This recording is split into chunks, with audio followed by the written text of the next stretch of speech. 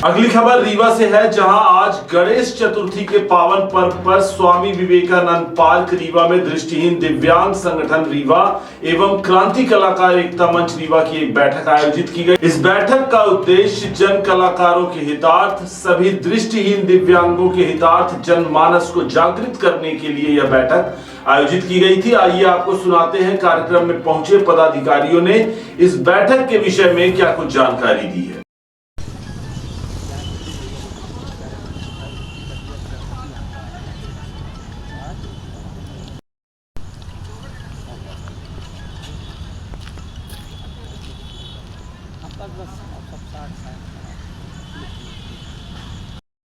तो कल को अगर हम अपनी बात से मुकर जाएं तो आप सीधे मेरे घर चले आइएगा और आपको ये कहने का मैं हक देता हूं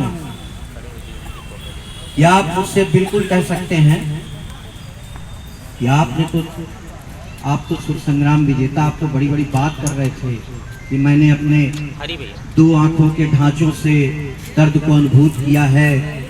यहाँ दिव्यांग साथी रहते हैं, यहाँ कलाकार रहता है, तो इनके लिए आप तो कुछ कर नहीं रहे हैं। तो ये झूठ मैं नहीं बोलूँगा, ये आपसे वादा करता हूँ। सबसे पहले कसम है मुझे उस स्वामी युवा विवेकानंद की और कसम है मुझे आपके प्यार की। गणेश चतुर्थी के इस पावन पर्व पर स्वामी विवेकानंद पार्क में दृष्टिहीन दिव्यांग संगठन रीवा एवं क्रांति कलाकार एकता मंच का आज श्री गणेश होने जा रहा है, जिसका केवल और केवल एक उद्देश्य है जन कलाकारों के हितार्थ, सभी दृष्टिहीन दिव्यांगों के हितार्थ, जन भावना को जागरूक करने के लिए ये किया जा रहा है, जिसमें हमारे सभी साथी कलाकार, जन कलाकार यहाँ एकत्रित हुए हैं। उनमें से जो आज इस कार्यक्रम की अध्यक्षता कर रहे हैं वो हैं ब्लाइंड स्कूल रीवा के भूतपूर्व प्राचार्य पंडित श्री रमेश कुमार त्रिपाठी जी। अरे डॉक्टर त्रिपाठी बोलिए, पंडित नहीं हूँ भाई मैं, डॉक्टर आरके त्रिपाठी। हाँ बताएं, आप विवेकानंद पार्क में बैठक की है, किस संबंध में? सबसे पहले तो आप सभी का बहुत बहुत स्वागत है, मीडिया कर्मियों का, सभी का, जितने भी लोग आज मेरे इस छोटे से बुलावे पर आ गए, सबका बहुत बहुत स्वागत है। ये केवल एक ऐसा संगठन तैयार किया जा रहा है जो समस्त दृष्टिहीन दिव्यांगजन और हमारे जितने साथी कलाकार हैं उनके लिए समाज में उनकी क्या भूमिका होनी चाहिए और समाज और सरकार की धाराओं से उनको कैसे जोड़ना चाहिए, हमारी आपत्ति विपत्ति में कलाकार और दिव्यांग जो फंसे रहते हैं उनके लिए क्या होना चाहिए, उस संदर्भ में आज एक छोटा सा आयोजन है। कुछ मुद्दे तैयार किए हैं आपने जो सरकार तक आप रख पा रहे हैं कि बिल्कुल तमाम मुद्दे हैं, सभी के मुद्दे हैं। तो हम दिव्यांगों और कलाकारों के भी वही मुद्दे हैं, बेरोजगारी, रोजगार दो, शिक्षा दो, 600 रुपये पेंशन मिल रही है, मध्य प्रदेश सरकार इसको जो है संज्ञान में नहीं ले रही, भोपाल में रैलियां चल रही हैं, ब्लाइंडों पे लाठियां बरसाई जा रही हैं, है ना। तो ये शासन जो बेबस और लाचारों पर अत्याचार कर रही है उसको सोच करके मुझ जैसे दृष्टिहीन और तुच्छ व्यक्ति के मन में जो भावना आई उसका एक बीज और उसका एक पौधा लगाने की संकल्पना के साथ आगे बढ़ा हूँ।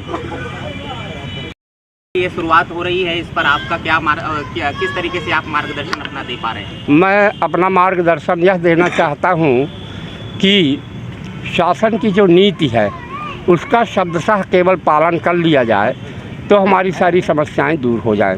जैसा अभी हमारे तिवारी जी ने कहा कि रघुवीर का उदाहरण उन्होंने दिया कि इनके पास कला है और वास्तव में कला है, लेकिन कला क्या है, केवल वो आप लोगों ने रंगभूमि उपन्यास पढ़ा होगा, प्रेमचंद जी ने लिखा है उसमें सूरदास जी की जो भूमिका है कि सूरदास क्या कर सकता है, माने ब्लाइंड आदमी क्या कर सकता है, गा सकता है और भीख मांग सकता है। वही हमारे देश में, प्रदेश में, ज़िले में आज चरितार्थ हो रहा है। 75%, 25% शासन ध्यान दे रही है, तो हमारे पढ़ाए हुए विद्यार्थी प्रिंसिपल हैं, प्रोफेसर हैं, 500 बच्चे हमारे टीचर हैं, वर्ग 1, 2, 3 में, ऐसी बात नहीं है। लेकिन ऑल ऑफ क्यों नहीं हो पा रहे, 100% ऐसा क्यों नहीं हो रहा है? हमारे बच्चे जो 12वीं के बाद नहीं जा पाते हैं दिल्ली, बॉम्बे, कलकत्ता, मद्रास, जबलपुर, भोपाल, वो घर में बैठ जाते हैं या जा कर के दिल्ली में भीख मांगते हैं। क्या भीख मांगने के लिए हमने 12वीं पास कराया है उनको? मैं शासन से ये पूछना चाहता हूँ। आज आप पत्रकार बंधुओं को पेंशन मिल रही है, हमारे कलाकारों को पेंशन दे दीजिए, हम स्वागत करेंगे। मैं रिटायर्ड प्राचार्य हूँ डॉक्टर साहब, बड़ा अच्छा लगता है। 2018 में 70,000 रुपये तनख्वाह मिलती थी, आज 70 पैसे भी महीने का आज नहीं है। मैं क्या करूँ, आज मैं भी भीख मांग रहा हूँ। तो ये हमारी पीड़ाएं हैं, कितनी पीड़ा आपको गिनाऊँ। 1980 16 मार्च 80 को पहले विश्व विकलांग दिवस हुआ करता था। 19 मार्च 80 से मैं संघर्ष किया हूँ व्यक्तिगत, सड़क पर लेटा हूँ, ट्रेन रोका हूँ। मैं अकेले नहीं, हमारे 5-7 हज़ार हमारे संतोष भाई, हमारे राष्ट्रीय दृष्टिहीन महासंघ महासचिव है राष्ट्रीय दृष्टिहीन संघ के, उनके साथ में 16 मार्च 80 से 95 तक हम जब लड़ाई लड़े हैं, 15 साल, तब जा कर के हमारा विकलांग विधेयक पारित हुआ है। वो भी कैसे, पहले जब हम इंदिरा जी के पास गए, मैडम ने 2 दिन बाद टाइम दिया, कहती हमने तो PS बिल्डर को रिटायर कर दिया। मैंने कहा मैडम माफ़ करिए, भिंडर साहब को वापस बुलाइए, हमको विकलांग विधेयक चाहिए और कुछ नहीं चाहिए। हाँ बात तो सही है आपकी, नहीं सॉरी, आप क्यों विकलांग विधेयक क्यों लाना चाहते हैं, क्या ज़रूरत है, उसके योग्य बनिए। मैंने कहा मैडम ST SC OBC 100 का आप आरक्षण हटा दीजिए, मैं आपके चरण छू कर जा रहा हूँ कि मैं विकलांग विधेयक की मांग नहीं करूँगा। इसके बाद कुछ काम शुरू हुआ, विकलांग विधेयक बनना शुरू हुआ। फिर थोड़ा मैं यहाँ प्राचार्य बन गया तो थोड़ा ढीला पड़ गया। फिर हमारे मित्र रुंगटा जी ने कदम उठाया, फिर गया मैं, लाठी गोली खाया। ये देखिए यहाँ लाठी लगी हुई है कहीं, और 21 दिन तक 3 बार उपवास व्रत में बैठ चुका हूँ। कोई झूठ नहीं। आज भी जा कर के दिल्ली का जो तिहाड़ जेल और चंडाल भाटा के कई जेल हैं, वहाँ से जा कर के आप रिकॉर्ड देख सकते हैं। लेकिन वहाँ रमेश कुमार त्रिपाठी नाम नहीं मिलेगा, वहाँ संजय गांधी, सोनिया गांधी आदि नाम लिखा है। तो हमने वो तो कह दिया, विकलांग विधेयक पारित हो गया। आज आप बताइए, तब से IAS व्यक्ति बनने लगा, लेकिन आज आप कितने IAS आज तक बने? 1995 से आज तक आप लोग मध्य प्रदेश के हैं, रीवा के हैं, केवल शायद ही कोई हमारे पत्रकार बंधु या जितने यहाँ लोग बैठे हुए हैं, शायद ही किसी का नाम गिना पाएँ। यदि गिना पाएंगे 1-8% लोग, तो हाँ एक है ना कलेक्टर, कौन, तो कोई कहेगा तिवारी जी, KG तिवारी जी का नाम ले देंगे।